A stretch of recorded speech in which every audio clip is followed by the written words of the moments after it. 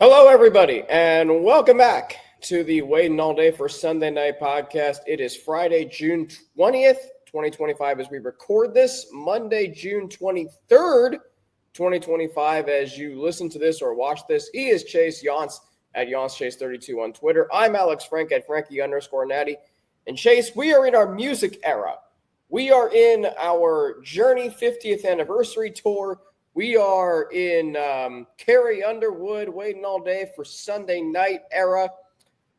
You're hearing a lot. You're hearing the word era a lot, Chase. I feel like there's something special going on the Waiting All Day for Sunday Night podcast. Well, I mean, again, if you look at the title of this video or audio form podcast, we appreciate you guys listening. You'll appreciate this if you really enjoy Sunday Night Football. It's an Eras tour. Obviously, nothing affiliated with Taylor Swift or anything, but this is going to be a fun one as we look at the times and breakdowns of, how Sunday Night Football has developed over these first 19 years going into the 20th year. And I'll tell you, these are myself and Alex and maybe a couple other people, but the two of us for sure, we can give you an entire breakdown from a fan's perspective turned in to the media side of things and that newer media wave of what we saw back in the day. And this is going to be a really fun episode. Oh, it's going to be a really fun episode. It's going to be a fun series of episodes. If I didn't say it earlier, I'm Alex Frank at Frankie_Natty. He's Chase Younts at YountsChase32 on Twitter. We are your hosts. Welcome to the Sunday Night Football and NBC Eras Tour. I had to do that.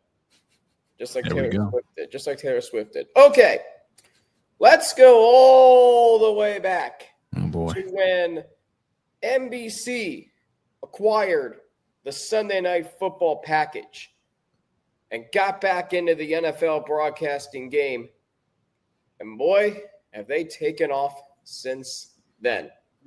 2006, September 7th, opening night kickoff in Pittsburgh, Heinz Field, the reigning Super Bowl champion Pittsburgh Steelers against, wait for it, Nick Saban and the Miami Dolphins? Wait, hold on. Wait. Nick Saban's a part of this? Sunday Night Football on NBC, Chase, what are we doing here? I don't know. Bill Cowher, Nick Saban matchup was not in my cards. Looking back 20 years from now, 19 years ago. But I mean, that being the first game was one thing. But real briefly on how NBC was able to even get the play-by-play guy, Al Michaels, they had to literally trade him for a literal TV show and character, Oswald the Lucky Rabbit. Al Michaels into NBC to call that game on September the 7th of 2006. So the Miami Dolphins and Pittsburgh Steelers. Really weird game, matchup to say the least. Charlie Batch was the starting quarterback in that game? Yes. Charlie Batch was the starting quarterback in that game, Chase, and you may remember this. Ben Roethlisberger was in a motorcycle accident earlier in the offseason, sustained serious injuries, but made a remarkable recovery. That's not the reason why, though, he did not play in the season opener. Do you remember the reason why he didn't play in the season opener? I do remember, yeah. He had an emergency appendectomy. That's Sunday before.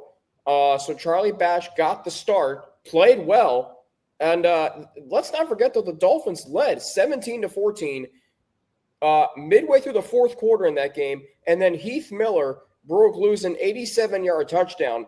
There was also, I don't know if you remember this part, Chase. You probably do. But it was controversial because you clearly see on the replays, if you watch a replay of that play, Heath Miller clearly steps out of bounds. Nick Saban throws the challenge flag, and Walt Coleman and his crew officiating the game didn't see it, didn't, take the challenge flag, whatever. So it doesn't get challenged. And then Joey Porter pick sixes Dante Culpepper to seal the game. And that's game one of Sunday Night Football on NBC for you. Yeah, and what a way to start it off. And the actual first Sunday Night Football game, coming on that said day, I mean, does it really get much better than Manning versus Manning at Old Giant Stadium? Not only that, but it was the night before the 5th anniversary of September 11th. So obviously emotions were riding high in the stadium that night. Al Michaels said it best in the open, which I'm sure you've seen. He goes, when the 256 NFL schedule came out in April, if you had to pick one game that you wanted to see, this would be the one, and clearly so. And by the way, the game itself was spectacular. It was a really good game. One the Giants really could have won had they not committed a turnover, had they capitalized on some scoring opportunities. The Giants really could have won that game, Chase. So looking back on it.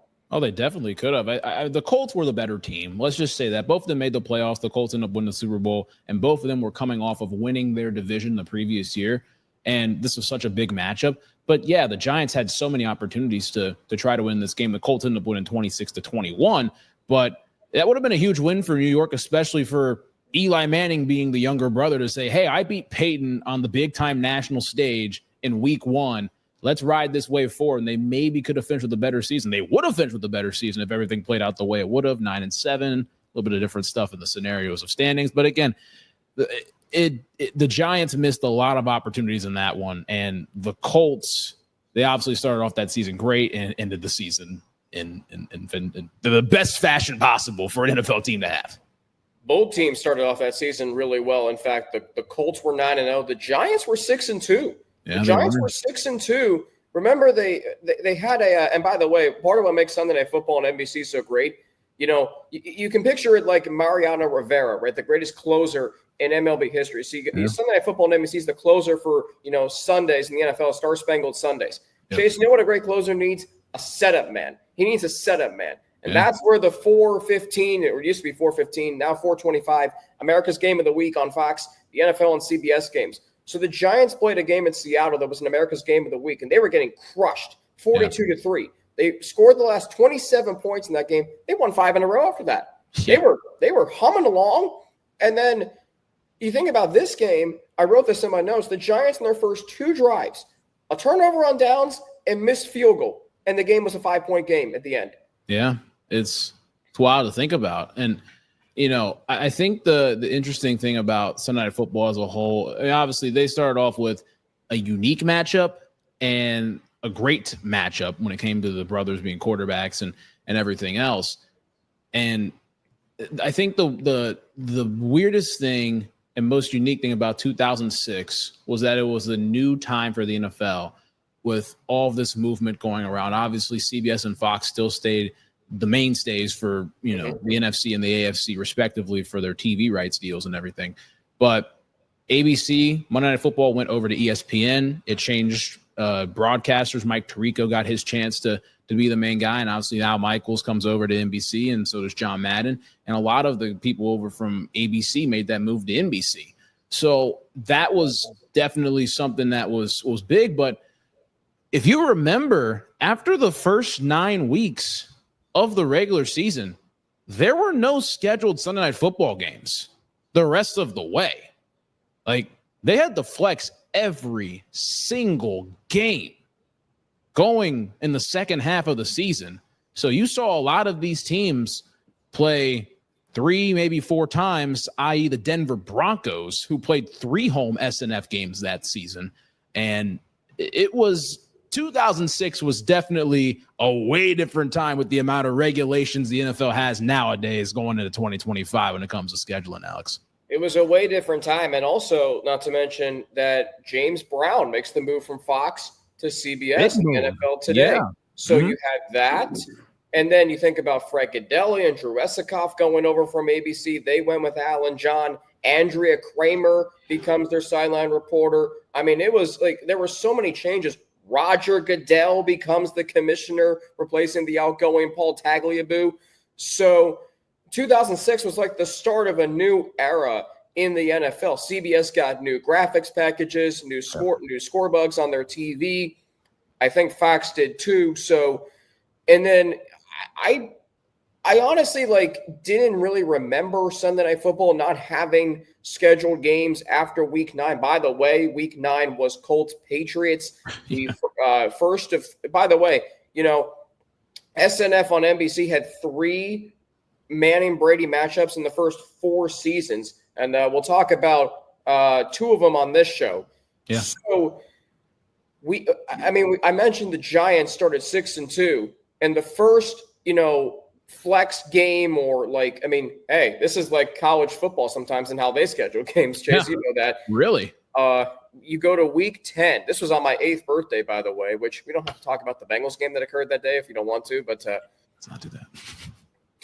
I'll tell you this, though. It was a great game in Cincinnati, but we'll get to the Sunday Night Football and NBC game. The Bears at 7-1 coming in, the Giants at 6-2, 2 division winners from a season ago, and Devin Hester at the peak of his powers in this game.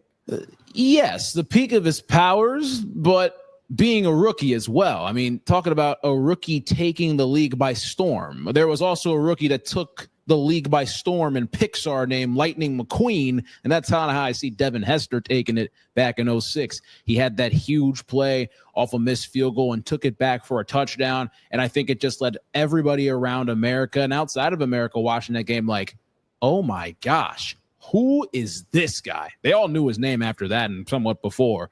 But again, the magic of Devin Hester became a reality of Devin Hester. And that's why he's in the Pro Football Hall of Fame. But that play right there, I'm like, this is unbelievable. First kick returner to be enshrined in the Pro Football Hall of Fame. Side note, the Giants led this game 13-10 at halftime. And then the monsters of the Midway, the Bears defense, by the way, worth noting, they were coming off a loss, the Chicago Bears, coming into this game. They had sustained their first loss of the season the previous week, ironically against the last franchise to have an undefeated season in the Miami Dolphins the week prior. Do you want to know what they held Brandon Jacobs, who was just an absolute beast and a gorilla in his prime? Do you want to know what they held his performance to that night, Chase? To preference, guys, I was 3 years old when this game happened, but I'm going to say Brandon Jacobs had about 21 yards. You got to go to about a third of that, 9 yards. Ooh, in that game. How many carries? 2 rushes for 9 yards and 2 touchdowns. Now, I will say this: Tiki Barber was still the Giants. This is how far back this goes. That's true. He had 19 carries for 141 yards. So I should say the Bears defense didn't really do a great job on Tiki Barber. But Rex Grossman, 18 of 30, 246, 3 touchdowns in this game. So the Bears playing offense in this game and also a little special teams. Okay. You mentioned the Broncos were on Sunday Night Football on NBC, not just 3 times at home, 4 times total that season. By the way, their first game came against the Raiders. Do you have any guesses who the Raiders quarterback and head coach were in that game? This is week 6. Oh, my gosh. I literally watched this game back a couple weeks ago. Wow. Oh, gosh. This is how we're spending our time, by the way. Oh, my gosh. Who was their quarterback? I did not know this by memory, by the way. I had to Pro Football Reference this. Damn it, I can't remember. Okay, it was Andrew Walter.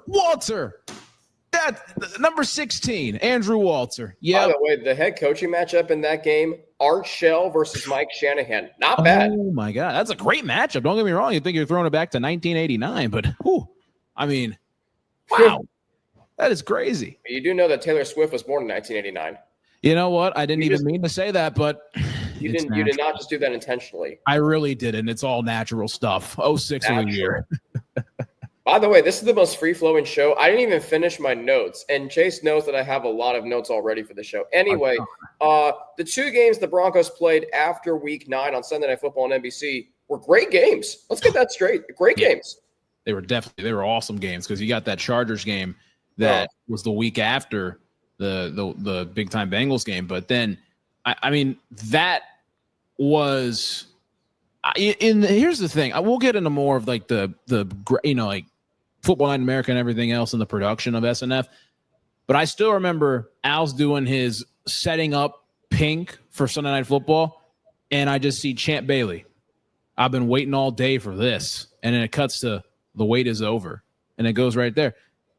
Man, what a game that we got to watch that night. Yep. Interestingly, so he starts his open after Pink's intro. Al goes, it was 55 degrees. Now it's 34, something along those lines. I mean, 21-degree drop in Denver, which if you've ever been out there, you know that the weather can be prone to do that. So And then the game itself, by the way, the head coaching matchup in this game, a throwback to the 90s, Marty Schottenheimer, God rest his soul, versus Mike Shanahan. Wow. The LaDainian Tomlinson was not only the Chargers' leading rusher that night, he was also their leading receiver. So there is that. LT, man. 06 LT. I mean, that's a different level of as good as it gets. It really is. It's premier, prime, sirloin, cut. I don't know, whatever. They were thinking of food right now. But now you're bringing in Chris Berman and Tom Jackson, NFL primetime. By the way, this was the first season that I think it was the first season of their non-traditional NFL primetime broadcast, if I remember correctly. Yeah, that was the first year after that. So again, 06 was the biggest change of all in the National Football. Yeah. It literally was in the 21st century. Everything changed in 06. You mentioned Football Night in America. Jerome Bettis was on the Steelers in 05. Won the Super Bowl in his hometown, and then immediately goes to being a studio analyst on Football Night in America. This is how far back 06 is. Okay, you had Jerome Bettis. I think Bob Costas was the studio host. Yeah, because they didn't do on-site.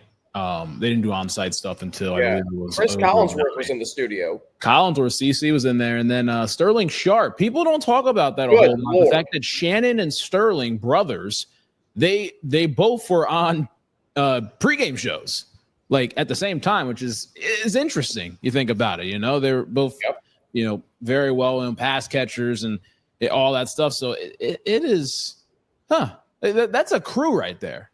That's a crew. Yeah, no question about it. I mean, and then you think about like Al Michaels and John Madden, because like 2006, here's the great thing. Like, you look at broadcast crews today, and they obviously have a tremendous historical perspective on the game, even though as it's evolving.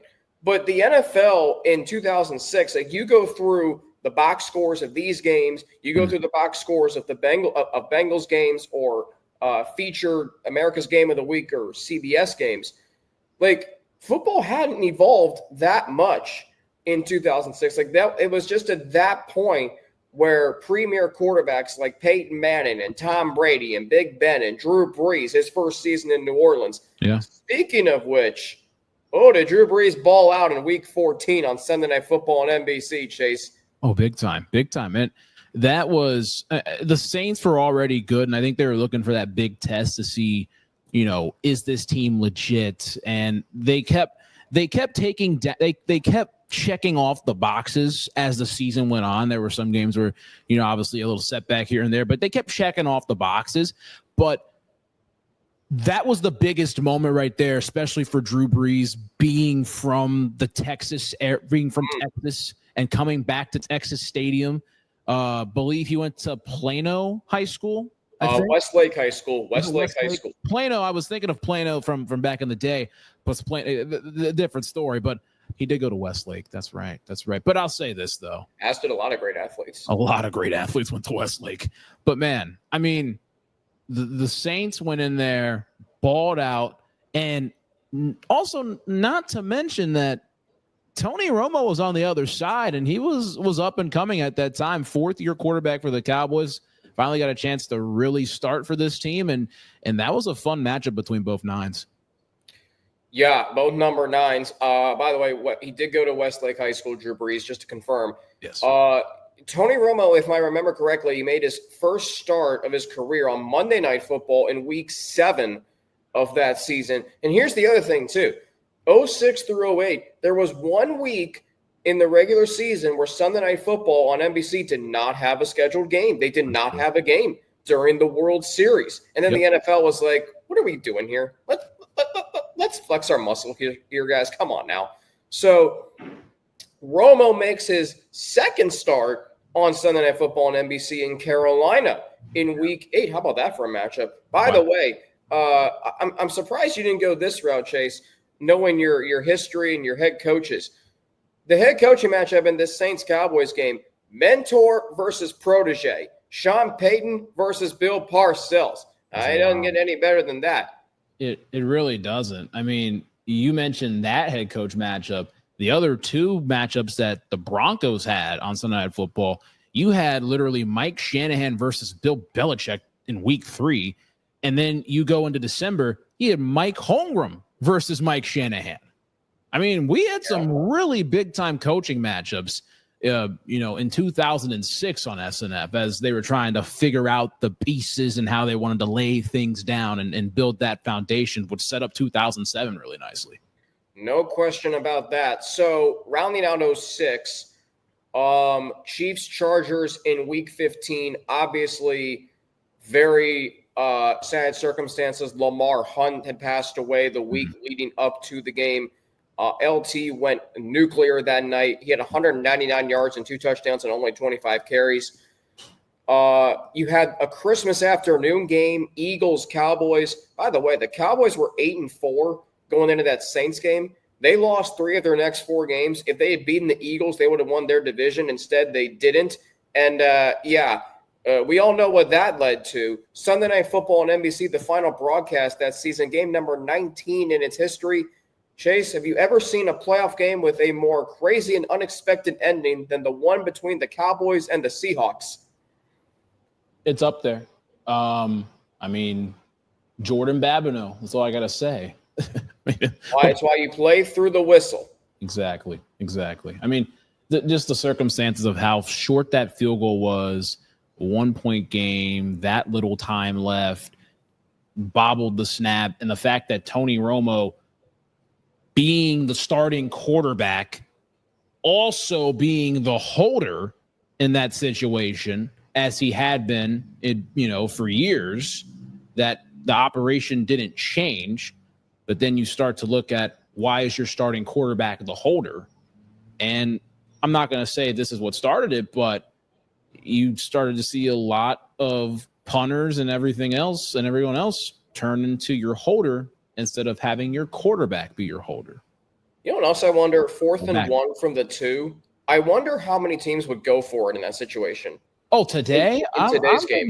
I'm thinking, I think well over 80% of the teams would go for it. Like Dan Campbell he wouldn't even think twice about it. Oh, no. John Harbaugh wouldn't think twice about it. And knowing the Bengals, I think they probably would go for it. Yeah, I'm going to hold my thoughts on that one, but they probably would go for it. By the way, so 506 Sports, which you and I frequent quite a bit, they have archived Westwood One announcers for playoff games going back, I don't know how far back. Westwood One became a thing in it was formerly CBS Radio, and then it became Westwood One in the mid-'90s. So the Westwood One announcers for that game between the Cowboys and Seahawks was Marv Albert and Sam Weich. God rest his soul. Former Bengals head coach. The Westwood One announcers for remember this is when NBC used to have 2 playoff games on Saturday, Chase. Yeah.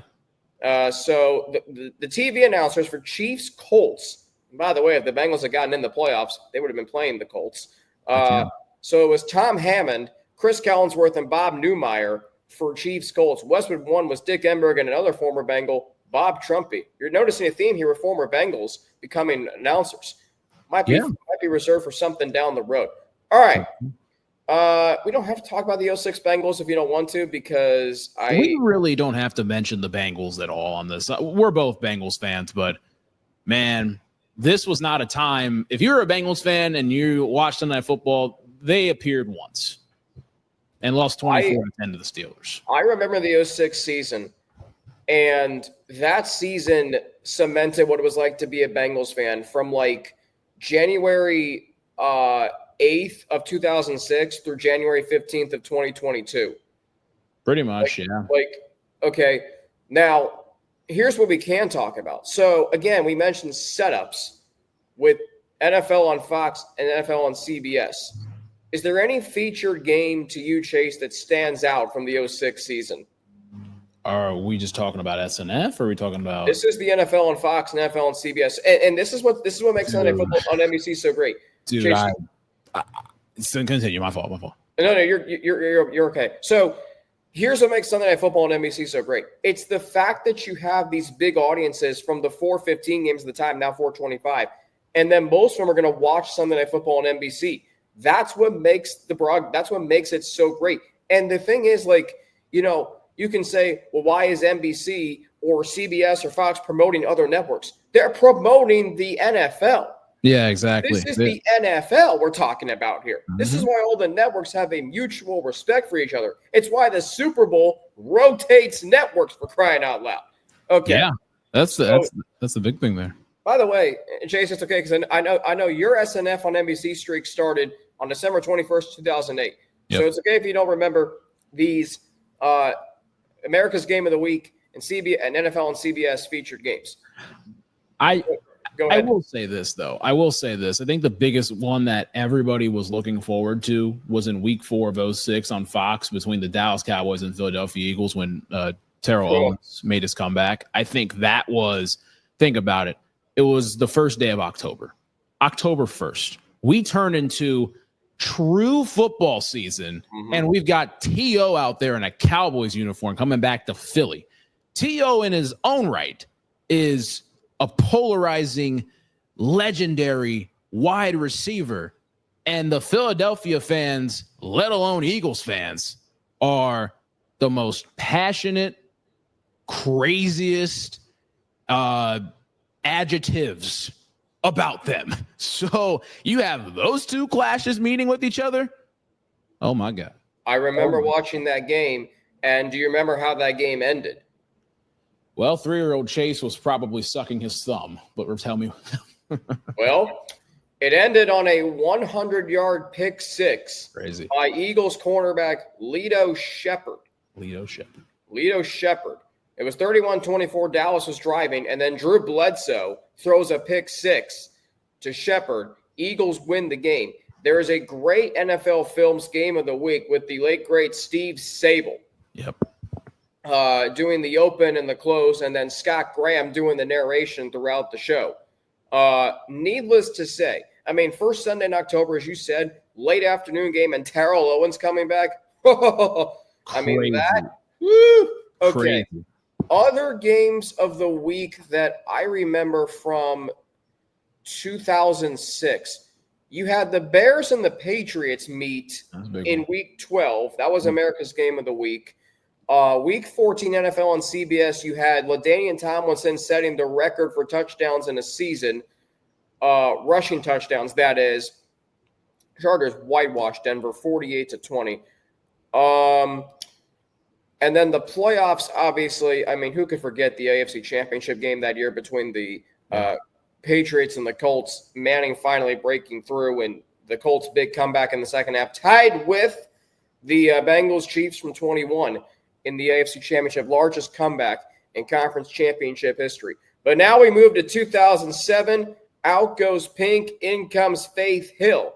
And oh my goodness, what an opening week she had. Wow.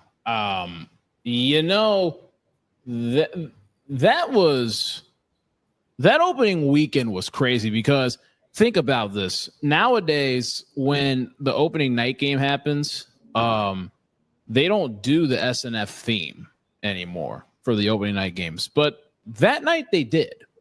It was Saints Colts. The Colts dominated that game 41-10 in the RCA. It was a great matchup. Great matchup coming into this one. They promoted Reggie Bush and Peyton Manning so much on NBC, and they had the commercials back and forth of them in the hotels and ordering, just different stuff to their hotel rooms. It was a really fun marketing standpoint to get kickoff 07 going.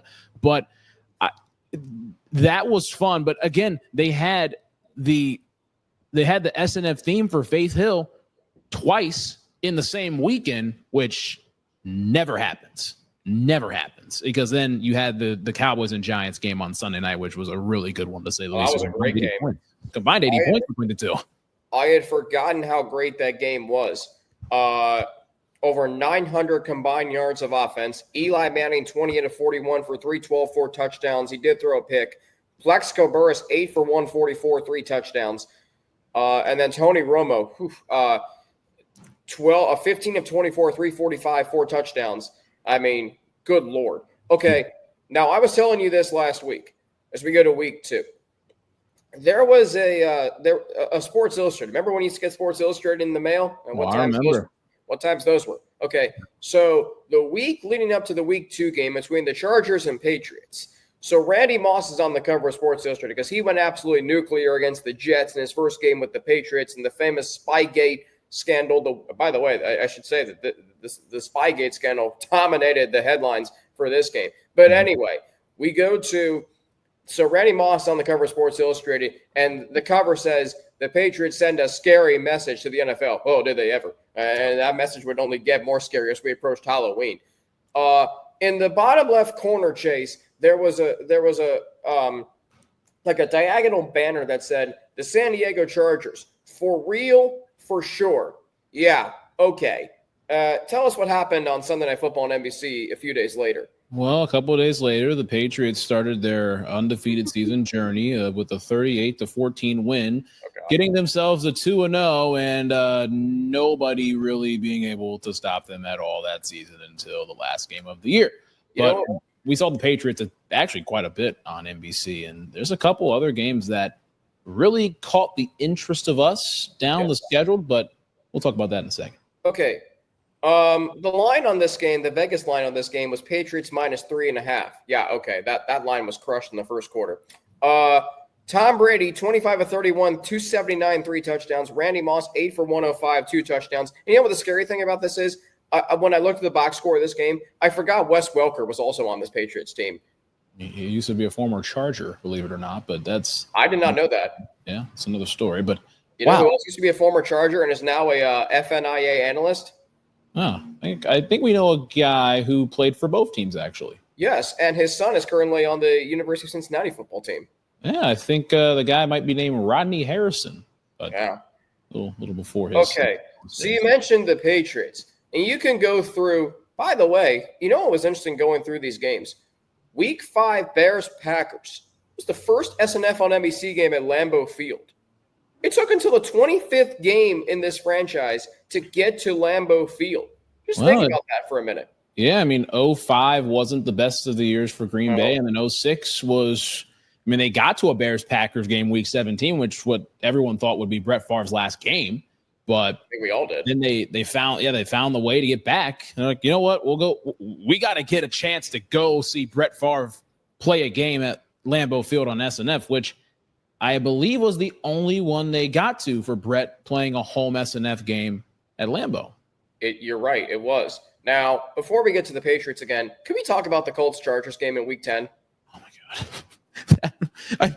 I tell that was one of the most ridiculous games in SNF history, and it set the precedent going forward. I mean, Darren Sproles taking a touchdown back on the opening kickoff with the fog and smoke and everything coming from the show that happened before the game. Al Michaels has let people know what he thinks about when it comes to indoor pyrotechnics at a stadium. That was actually that Saints Cowboys game we talked about earlier. But man, I mean, explosiveness. Colts were down by a bunch. Peyton Manning was throwing the ball to the wrong team 6 times, to say the least, and they almost won. I mean, they almost won the game. It's insane to think about. And then Mr. Reliable, Adam Vinatieri. The one time he wasn't reliable, the Colts lost the game. I put this in my notes, the first bullet point, maybe the craziest SNF on NBC game ever. By the way, it's interesting the backstories going into some of these games. So the Colts the previous week were coming off – the previous week suffered their first loss of the season. Do you remember who that came against? Say that one more time. They lost their first game of the season the previous week, the Colts. Do you remember who that was against? Super Bowl 41.5 against the Patriots. It's so rare that a game of that magnitude lives up to the hype. That game did. Yeah. You want to talk about a great setup. Oh, by the way, Sunday Night Football on NBC in Week 9 was Cowboys-Eagles. So, the NFL TV was pretty hot that day. Yeah. The Chargers the previous week, they gave up 296 rushing yards to some rookie running back named Adrian Peterson of the Minnesota Vikings. But there was also a record-setting play in that game. Do you remember what play that was? Yeah, it was Antonio Cromartie taking it back, I believe, 108 yards for a touchdown. Yes. It was 109. Was it 109? 1 more yard difference. But that's a record. That is a record. 109. Okay. Week 11, Patriots-Bills was flexed in place of Bears-Seahawks. Maybe not a good decision. maybe not a good decision, but I think it was fun. I think the fact that it was fun to see Buffalo get that chance, like that part. Because what J.P. Lossman, was he their starting quarterback? He was. Yeah, J.P. Lossman was their guy. He didn't have a bad game that night, by the way. Yeah, I mean, and the Patriots just were that good. It's just it's insane to think about going back, and you see that was the one time the Buffalo Bills played on Sunday Night Football all the way up until 2019, and they've been really good on SNF since then. But the Bills wearing their dark blue uniforms with the red trim, the red helmets. It was such a different era of Buffalo Bills football back then. It was the era of which Tom Brady was spanking them every single time they played. Buffalo did get they got them a couple times, but Tom Brady and the Patriots, I mean, they obliterated, manhandled, squashed the competition that night to none. 56-10. I think there's a stat out there that Tom Brady was like 32-3 against the Bills in his career, which is insane to think about. By the way, Randy Moss had 4 touchdowns in this game on 10 catches. So 40% of his catches went for touchdowns.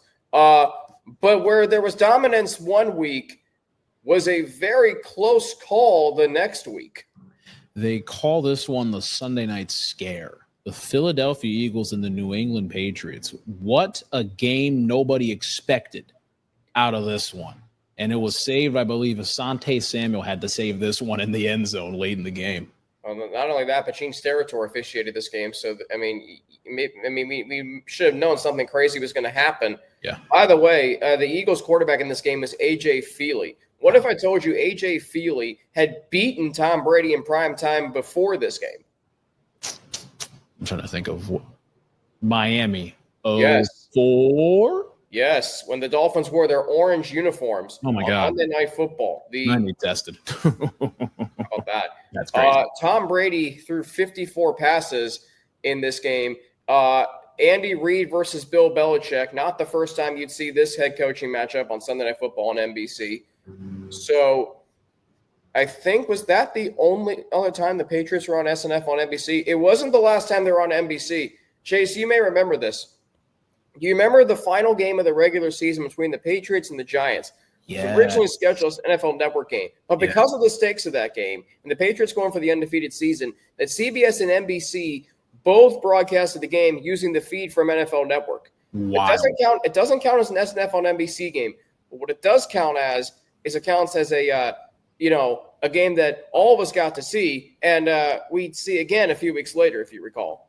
It's almost like the NFL was like, you know what? This is Super Bowl 41 and 3/4, if you would. Let's get it out to most of the country. That's a great way to put it, actually. And I'm dead serious. By the way, the Bengals did appear on Sunday Night Football on NBC this season, as we mentioned. Do you have any recollection of this game? Bengals at Steelers, December 2nd, 2007, at Heinz Field in Pittsburgh. I'll tell you a funny story about this. So I was 4 years old. I was up past my bedtime when I shouldn't have been. I was running around my house, and the next thing you know, so I remember seeing the Bengals around the television. I didn't really know much about the Bengals at that time. I run around and turn a corner, and I hit my eye, drill my eye on the corner of a counter. Oh. And I ended up going to the hospital and getting like 10 stitches. Ugh. Yeah. And the Bengals had probably the worst night. Perhaps this is why we have bedtimes when we're younger. That is very true. So what's interesting is the Steelers had 4 turnovers in this game, and they still won by 2 touchdowns. Yep, it was a monsoon. Not as bad as Miami and Pittsburgh that same year. Oh God! That's a Monday Night Football game this year too, which is something. But I think about that every time I think about the fact that it's Dolphins Steelers. Okay, yeah. So you had Colts Ravens on Sunday Night Football. Oh gosh, they led that game 30-0 in the second quarter. Yeah, okay. You had the Redskins on there, the formerly Washington Redskins, now the Commanders. Chase. Yes. This is what I want to talk about. Okay, go ahead. This is what I want to talk about. Dude, where did Todd Collins come from? Like, he emerged from the shadows and took the Redskins to the freaking playoffs with Joe Gibbs stepping out of the fold. I mean, They got hot at the correct time, and they went on the road and won a Sunday Night Football game against the team that ended up winning the Super Bowl. But, I mean, they ended up going on the road and winning by 11. No, they won it by 12. And then the following week, they played the Minnesota Vikings on the road, and then they win by 11. And I still remember, who was it that had, I think it was a big-time interception to start the game off against Minnesota.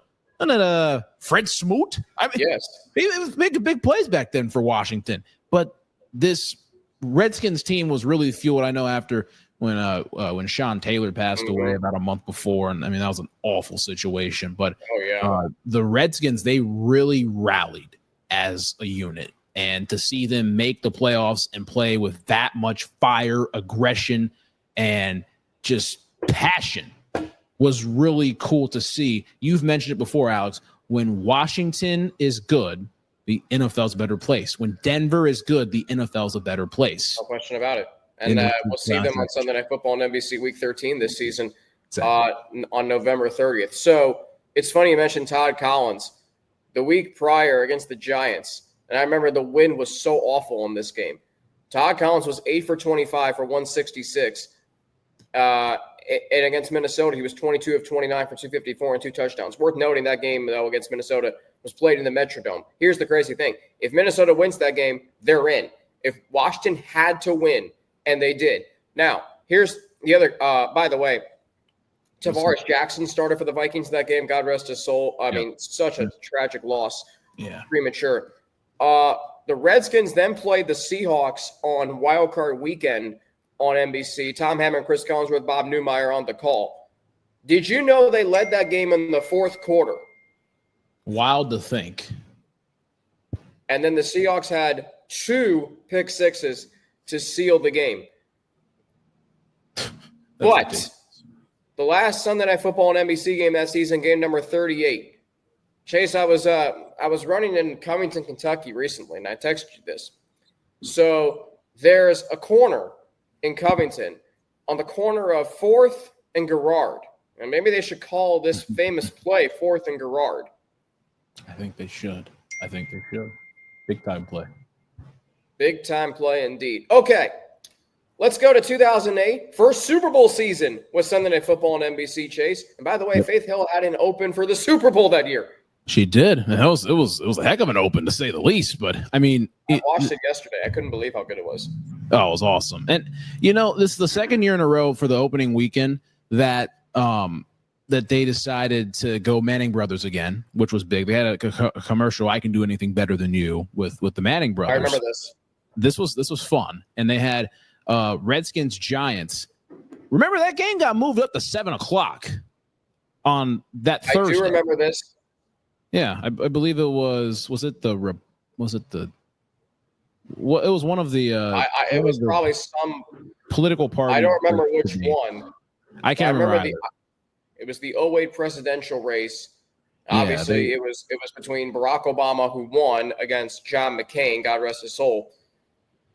So they had that. So they had to move it up to 7, which was really the game itself wasn't anything spectacular. I mean, it was 16 to 7, but I think it was scoreless through the second half or in the second half. Yeah. And again, I mean, it was big time divisional rival, and then Bears and the Colts in a super showdown, as Faith Hill said in her Week 1 open of 2008, the house that Peyton built, Lucas Oil Stadium.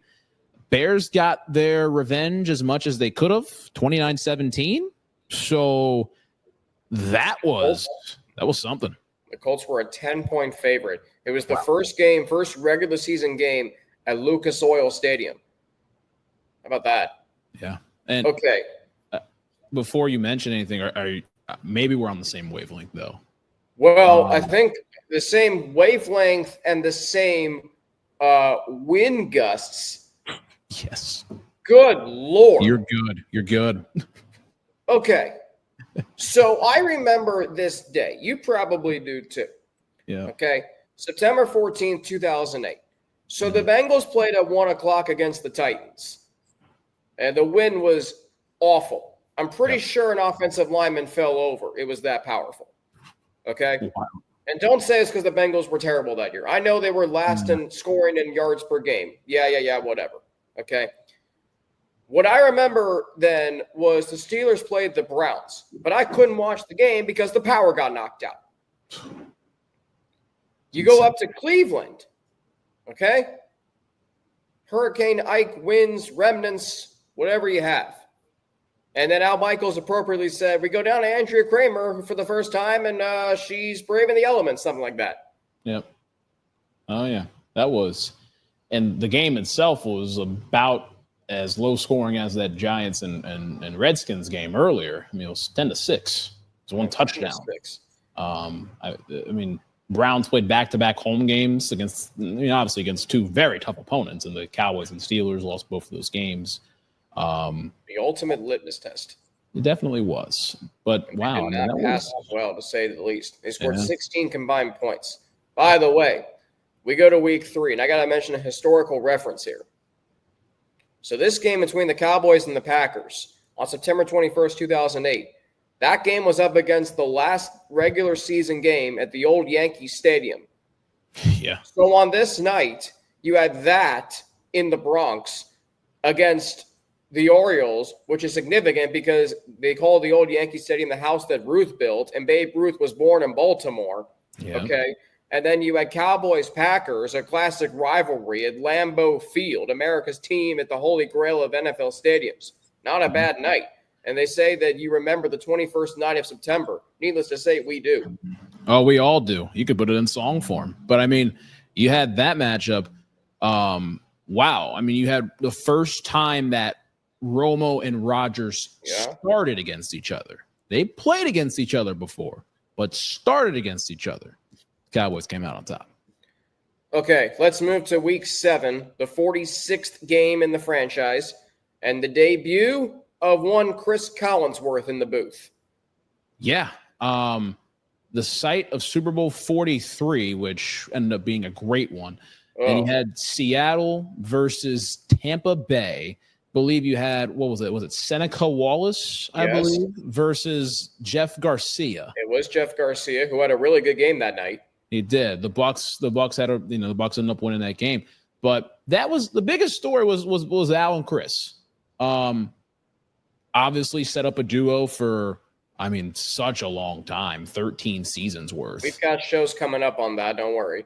We do. And it was fun to see Chris get back in the booth after not being in the booth since obviously he was in the booth for playoff games and stuff like that for one time, but called a Super Bowl with Fox. And he did call Super Bowl with Fox. And but like being a consistent broadcaster of these NFL games, that was the last time he was a consistent broadcaster was in 2004. So, seeing Chris get a chance to call a regular season game again, like a big time regular season game, obviously at NFL Network games that he was doing. So he was like doing a lot of different stuff. Like he was, in the studio, calling the random 4:30 wild card game, Thursday night football games here and there. Like he was doing a lot of just like random things and different assignments.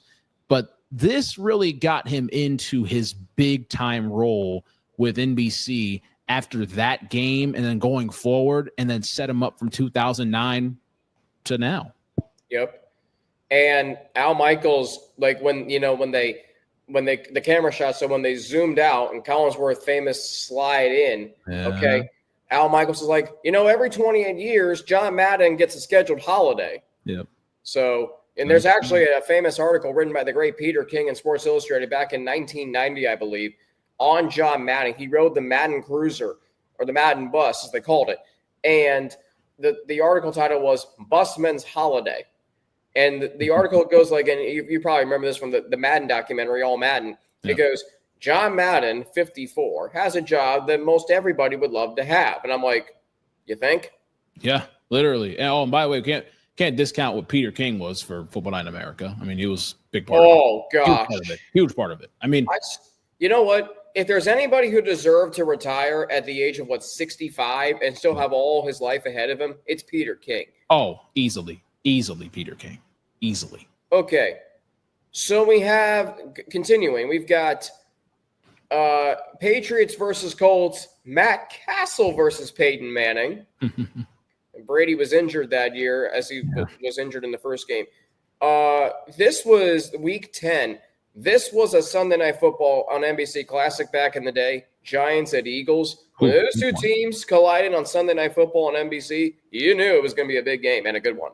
Easily. I mean, they combined for 67 points. And this was ripe. This is when we saw the New York Giants in that stretch where it was like they could go back to back. They're that good. And then obviously once you got later in the season, Plexico Burress situation happened, and it just completely broke that team. But the Giants at that point, I don't want to say they looked unstoppable, but they were pretty close to it. They were a dangerous football team, and I really wanted to see what happened in 2008 for them, especially since the Steelers won the Super Bowl. But that's it. Yeah. Okay, so we have Colts Chargers again, third of four great games between those two teams in 14 months. This time, Adam Vinatieri made the game-winning 51-yard field goal as time expired. How about week 14, a rare Redskins-Ravens matchup. So you got the Battle of the Beltway. The DMV, man. We go to week 16. Chase, I'll let you take this one. So, interesting time. I was happening to be on my winter break. 5-year-old Chase was like, I can actually stay up and watch football for the first time. This is great. So, you had a big-time matchup between the Panthers and the Giants, top two teams in the NFC at the time. You had home field advantage on the line, and what a game that was. Some names that we haven't heard, and especially with the Panthers being on. There's the second time the Panthers were on SNF in the first 3 years, but Jake Delhomme, D'Angelo Williams had a huge game, big-time game from him. Yep. Steve Smith, senior. I mean, you already know. Well, I mean, we all know. If you see this face, that mean I score. Like he big-time player. Yep. Giants, they were still chugging along even after what happened the week before, which they played on SNF against the Cowboys. There was a ton of stuff that happened with T.O., Tony Romo, the Cowboy. Those 2 weeks for SNF involving the Giants were ridiculous. The storylines regarding both of those games were just you could not make this up at all. By the way, they had a second sideline reporter in this game, or at least in the open. How about Jim Cantori from the Weather Channel?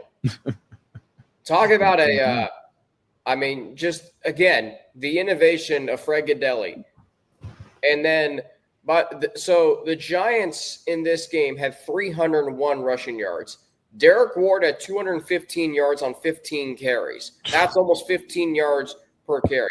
Brandon Jacobs had 3 rushing touchdowns in this game. Yeah. It was the first overtime game in Sunday Night Football in NBC history. Certainly wouldn't be the last, as we know. Yeah. Okay. We finished 20. By the way, that was the 54th game, Sunday Night Football on NBC. So then week 17 is a winner-take-all for the division, Broncos and Chargers. Wow. John Madden's last regular season game. Darren Sproles and LT went insane that night. And so Jay Cutler, if I remember correctly, was this his last game with the Broncos? Yes, it was. Yeah. Okay. Then we go to wild card weekend. We would see Chris Collinsworth again, Falcons, Cardinals, and the beginning of an insane playoff run by one Larry Fitzgerald. Man, when I saw the flea flicker and Larry Fitzgerald just leap up and catch that touchdown, oh my gosh! I mean, I think a lot of us who were fans of teams that didn't have anybody in the playoffs or underdogs or whatever, we were all rooting for the Cardinals. I think I could speak for a lot of people. We were all rooting for the Cardinals to do well. And it was, oh my gosh, that was unbelievable to see and that's, Larry Fitzgerald has the name Larry Legend for a lot of reasons with, his long career and consistency. That right there, if they would have ended up winning the Super Bowl, I think that was probably the greatest receiver postseason ever still. I still think it is, but Matt Ryan's first playoff game. Wow. Kurt Warner back in the playoffs the first time in, I think, 5 years. Yeah. Later that night, the Colts and the Chargers yet again. Yeah. One of only 2 times in his career where Peyton Manning, the team he played on, was a wild card. Yep. 12-4. Yeah, and the Chargers were 8-8. It was Tony Dungy's last game as head coach, who would Marvin then Harrison go too. to America. Yeah. John Madden's last playoff game. Mike Cyphers was, he was like the way he was punting the ball that night. Yeah, I'm talking about punters. But when you consider the 9 Colts drives started inside their own 20-yard line, yeah, it's worth mentioning. Oh, 100% field position is one of the biggest things in football. I mean, it is. Okay.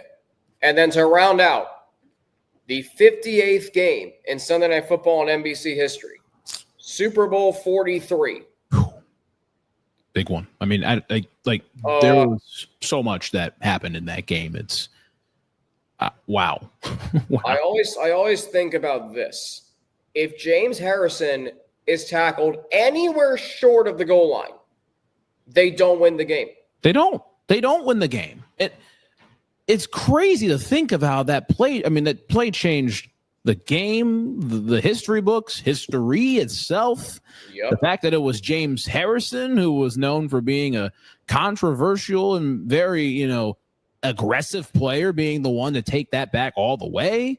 The Cardinals' decision-making of throwing the football in that situation where Kurt Warner did. I mean, there were 3 plays I remember from this game.